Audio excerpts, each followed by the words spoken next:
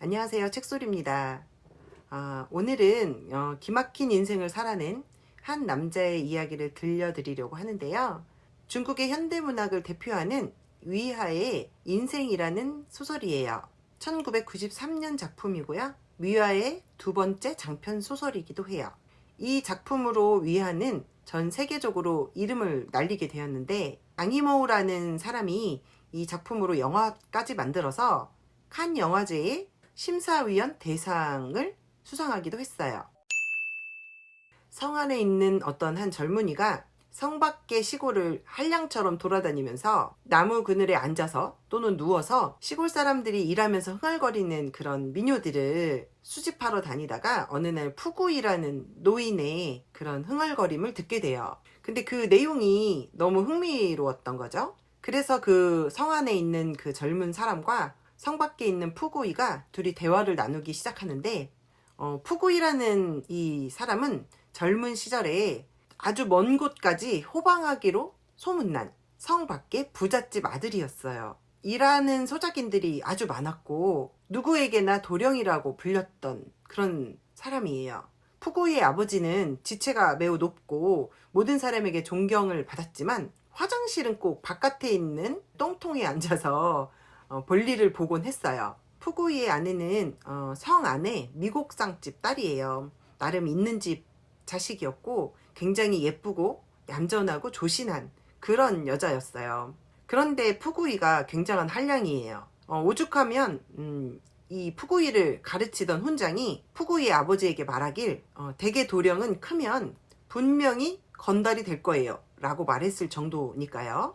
푸구이는 어려서부터 구제불능이었어요. 하라는 공부는 하지 않았고 그 집에서 일하고 있는 그 창건이라는 사람의 등에 엎어서 발에 흙 하나 묻히지 않으려 했고, 자기가 유일한 향불이라면서 자기가 아니면 우리 집 대를 이을 수 없다, 이런 건방진 생각을 하고 있었어요. 그뿐 아니라 이제 조금씩 나이가 들면서 성안을 출입하게 되고 그 안에서 이제 술집을 드나드는 거예요. 기생과 술 이런 것에 이제 빠져 있다가 어느 날 도박에까지 손을 대게 돼요. 푸구이에게 도박이라는 것은 어떤 통쾌하기도 하고 활기차기도 하고 심장을 쫄깃하게 만드는, 자신에게 어떤 편안함을 주는 그런 거라고 생각을 했던 것 같아요. 푸구이는.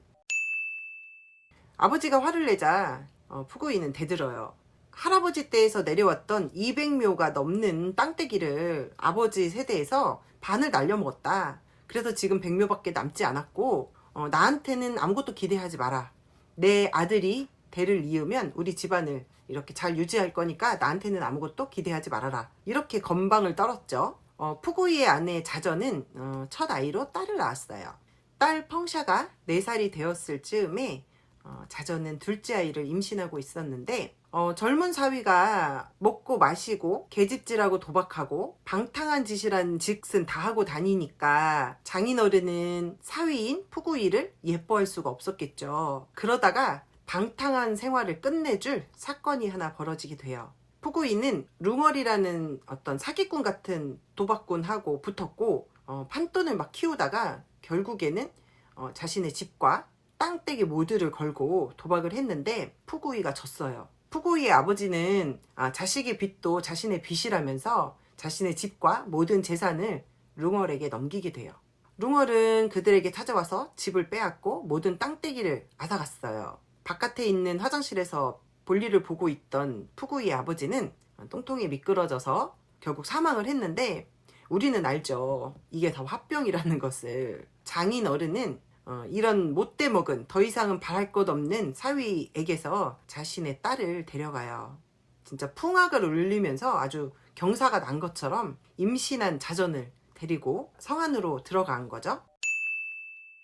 푸구이는 돈이 될 만한 것들은 모두 팔아서 근근히 먹고 살았고, 그리고 푸구이의 엄마와 푸구이의 딸 펑샤는 나무를 캐러 다니면서 먹고 살았어요. 이제야 모든 것을 잊고 푸구이가 조금은 정신을 차린 것도 같아요.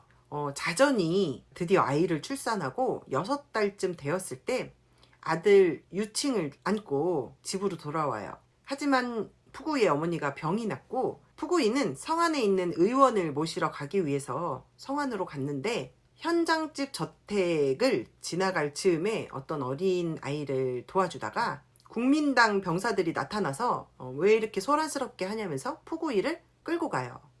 그 포병 부대로 끌려가면서 가족들에게 연락을 할 수 없었겠죠. 그래서 푸구이의 엄마와 자전은 푸구이가 돌아오지 않자 많은 생각들을 하게 돼요. 얘가 또 성안에 갔다가 도박에 빠진 것은 아닐까? 아니야, 우리 푸구이는 그럴 리가 없어 하면서 그냥 무턱대고 그냥 푸구이를 기다리는 거죠. Run. 푸구이는 전쟁에 나가서 정말 수없이 많은 삶과 죽음의 공포를 느끼며 춥고 배고프고 무서운 그런 군 생활을 2년 정도 지속해요. 전쟁터에서 춘성이라는 남자를 만나게 되고 그와 나름대로의 우정을 쌓아가요.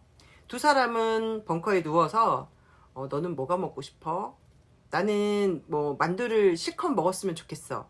나는 쌀을 배 터지게 먹었으면 좋겠어. 뭐 이런 얘기들을 하다가 춘성은 다빙이 먹고 싶다고 말해요. 그렇게 그들은 전쟁터에 있는 내내 너무나 배고프고 너무나 추웠어요. 죽음이라는 것이 두렵지 않아졌을 즈음에 그 두 사람은 그냥 다빙이라도 실컷 먹고 죽었으면 좋겠다, 이런 생각들을 하고 그런 말들을 서로 주고받다가 춘성이 다빙을 찾아오겠다면서 그 전쟁 속에 막 대포가 날아다니고 하는 그 안개 속으로 그냥 들어가요. 푸구이는 춘성이 죽었는지 살았는지 알 수 없었어요. 드디어 해방군이 등장을 하고 푸구이는 해방군들에 의해서 구출이 돼요. 2년 가까운 시간 동안 전장에서 고생을 해야 했던 푸구이가 드디어 집으로 돌아가게 됐어요. 집으로 돌아와 보니 아이들은 많이 커 있었고 어머니는 이미 돌아가신 후였어요.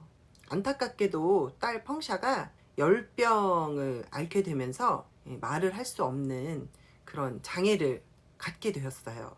마을에는 토지 개혁이 일어나고 있었어요. 도박으로 인해서 푸구이의 전 재산을 차지했던 룽얼은 해방이 되면서 공산당에게 재산을 몰수당하고 인민정부는 룽얼을 악덕지주라 하여서 총살을 시켜요. 푸구이는 좀 가난하긴 했지만 그래도 좀 편안하고 안정된 생활을 어느 정도 할 수 있었어요. 그런데 딸 펑샤와 아들 유칭이 계속해서 자랐고 이 아이들을 먹여 살리기가 점차 어려워졌어요. 푸구이는 계속 늙어가고 그리고 유칭은 또 학교를 가야 하기도 했어요.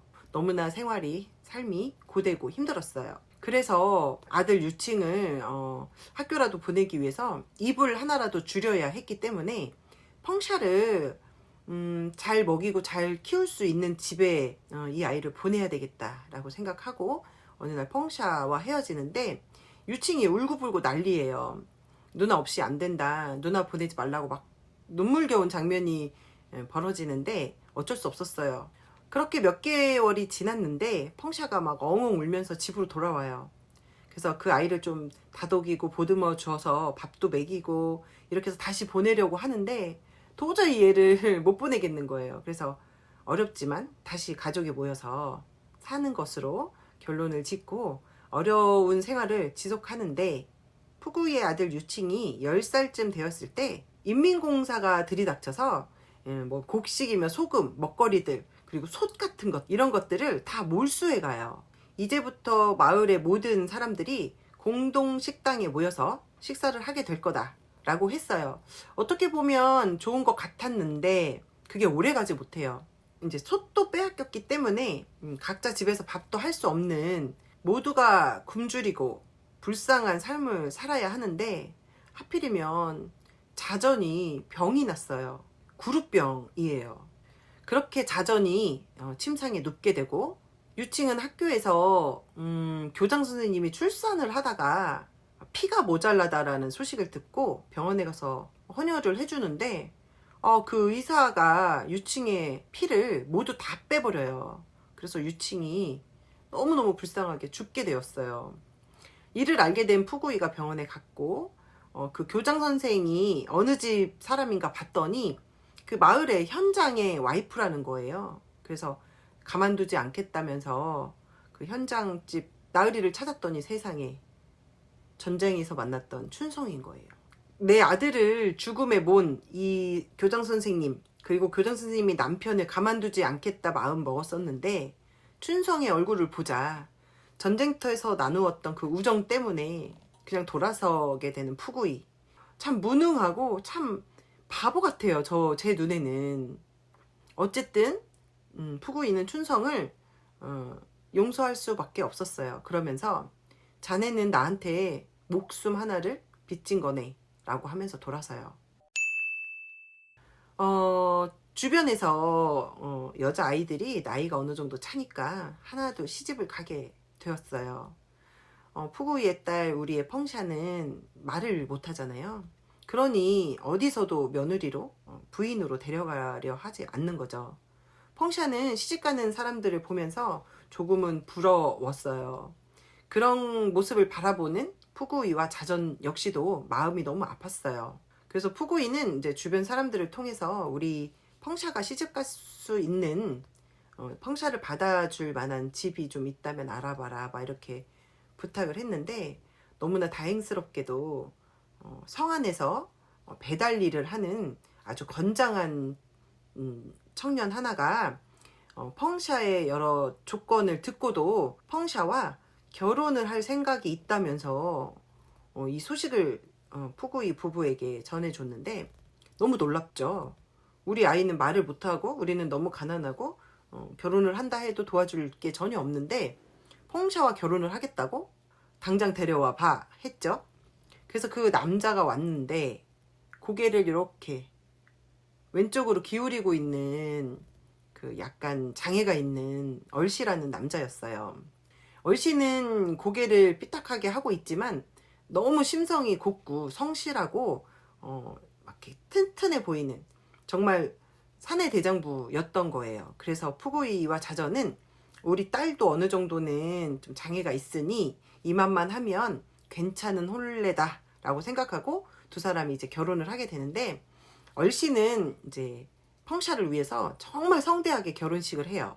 그리고 이 두 딸과 사위는 정말 장인 장모에게 너무나 잘하는 효도하는 그런 자식들로 이렇게 함께 인연을 맺게 되었어요.